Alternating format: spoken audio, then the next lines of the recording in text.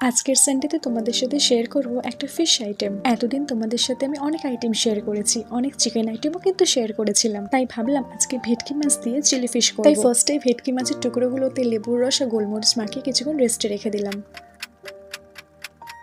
এবার তার মধ্যে একটু আদা রসুন থেতো করে কিছুটা লঙ্কার গুঁড়ো মাখিয়ে আবারও রেখে দিলাম এবং অন্য একটি পাত্রে কিছুটা ময়দা, কিছুটা কর্নফ্লাওয়ার, নুন, গোলমরিচ গুঁড়ো এবং একটি ডিম আর একটু চিনি হাত দিয়ে একটু মাখিয়ে নিয়ে তার উপরে দিয়ে দিয়েছিলাম জল। একটা চামচের সাহায্যে সেগুলোকে একটু ভালো করে ফেটিয়ে নিলাম এবং এটা থিকনেসটা হয়েছিল ঠিক এরকম, যার মধ্যে ভেটকি মাছের পিসগুলোকে দিয়ে একটা পকোড়ার মতন বানানো হবে। এখন সামান্য একটু ঝালের জন্য সেই ব্যাটারের মধ্যে দিয়ে দিলাম 1 চামচ লঙ্কার গুঁড়ো। এবার ভেটকি মাছের পিসগুলো একসাথে সেই ব্যাটারের মধ্যে ঢেলে ভালো করে মাখিয়ে নেওয়া হলো।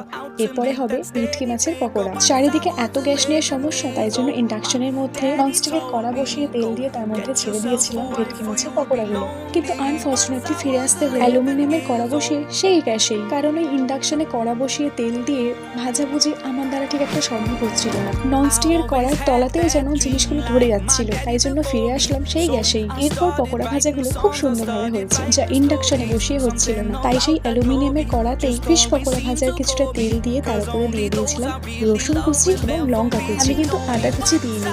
এরপর দিয়েছিলাম পেঁয়াজ, ক্যাপসিকাম এবং সামান্য নুন। সবজিগুলোর সাথে নুন মিশিয়ে একটা থালা চাপা দিয়ে দিলাম এবং কিছুক্ষণ পরে সেই থালাটা সরিয়ে নিয়ে দিয়ে দিয়েছিলাম স্বাদের জন্য সামান্য একটু চিনি আর আজিনামোটো। এবং অন্যদিকে একটা ছোট বাটিতে একটা সস তৈরি করে নিলাম, যার জন্য দিয়েছিলাম chilli sauce, soya sauce, tomato sauce আর সামান্য ভিনিগার। কড়াইয়ের মধ্যে কিছুটা চিলি ফ্লেক্স দিয়ে দিলাম চিলি ফিশের জন্য বানিয়ে রাখা সস। সবজির সাথে সেগুলো ভালো করে মিশিয়ে নিয়ে একটু কর্নফ্লাওয়ার স্লারি দিয়ে দিলাম। তারপরে ঢেলে দিলাম ফিশ পকোড়া। সসের সাথে ভালো করে সেগুলোকে মিশিয়ে নিয়ে তারপরে দিয়ে দিলাম অনেকটা কর্নফ্লাওয়ার গোলা জল। চিলি ফিশ বানানো কমপ্লিট হয়ে গেলে সব শেষে দিয়ে দিয়েছিলাম সাদা তিল। এখন চিলি ফিশের সাথে কি খাবো, তার জন্য বানিয়েছিলাম পরোটা। তার রেসিপি তো নিশ্চয়ই নতুন করে দেখানোর কিছু নেই, সকলে জানে। প্রায় দিনই সবার বাড়িতেই কিন্তু এটা হয়, তবুও টাইম বাই করার জন্য আমি একটু কুইকলি দিয়ে দিলাম। এই হয়ে গেল পরোটা, যেটা কিন্তু আমরা ফ্যামিলির সবাই মিলে খেয়েছিলাম। ভিডিও করিনি, কিন্তু ছবি তুলে রেখেছিলাম। আজকের সানডে স্পেশাল মেনু কেমন হয়েছে অবশ্যই জানিও।